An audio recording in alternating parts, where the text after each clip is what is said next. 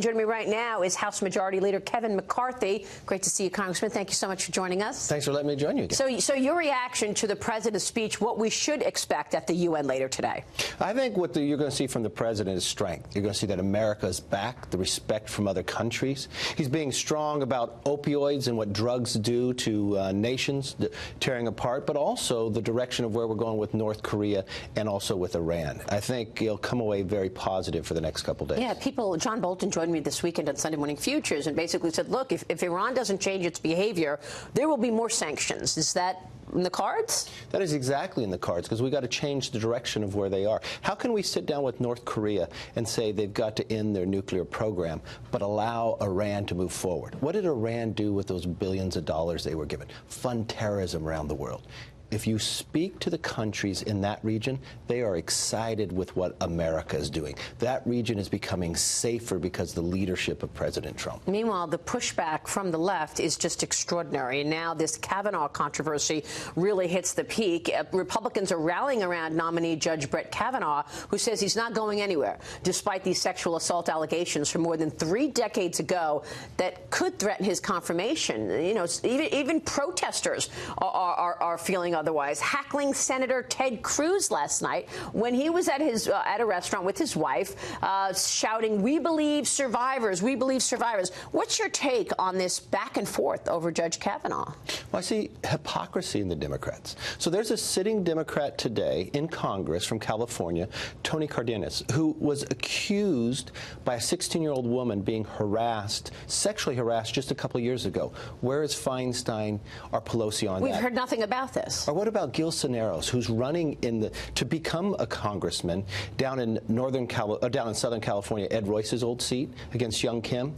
He was accused by the Democrat that was running for the state assembly. Do they believe them as well? No investigation there. But here you go. You had the New York Times investigate this story, but didn't go further because they couldn't find any proof. They couldn't corroborate it, right. But now the entire nation is torn by this. I mean, I think Judge Kavanaugh deserves his right.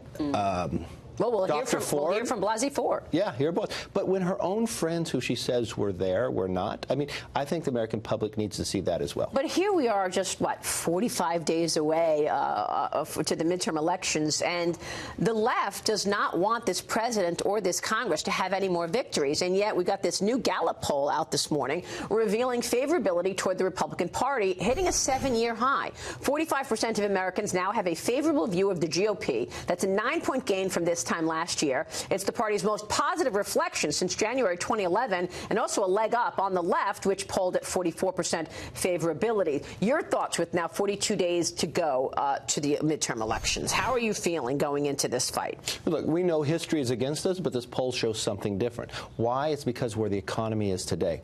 Another very interesting fact, 51% of the country thinks the economy is either good or excellent. Now compare that to October 2010, Obama in his first 2 years, only 12%. That's the contrast, and if people care about the economy, where we're moving towards, I think Republicans keep the majority. There are more jobs being offered than people looking for it for the last 5 months. Unemployment at an all-time low. We keep hearing all the statistics. If you only have a high school degree, this is the best economy. Are you going out there and messaging this enough to hold on to the majority? Because the truth is everybody I speak with seems to believe that the House flips.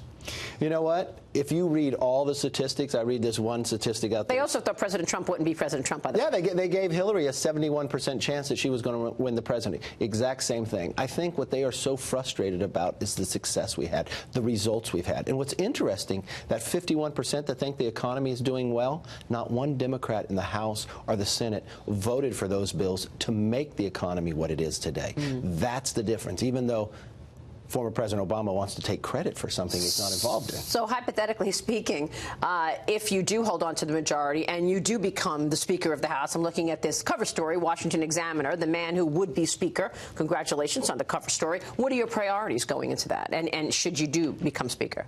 Well, I think the most important thing we do, have to make sure that Republicans do keep the majority so a Republican could run for Speaker. But we have our job cut out for us, the amount of debt that has taken on in this economy. We need to balance our budget. budget. That should be number one of where we go forward. We've been building our military. We have to finish the job. We've got to make sure not just the economy moving, but into the next decade as well. We want to make sure the next century is the American century. Well, and we're poised to make that happen.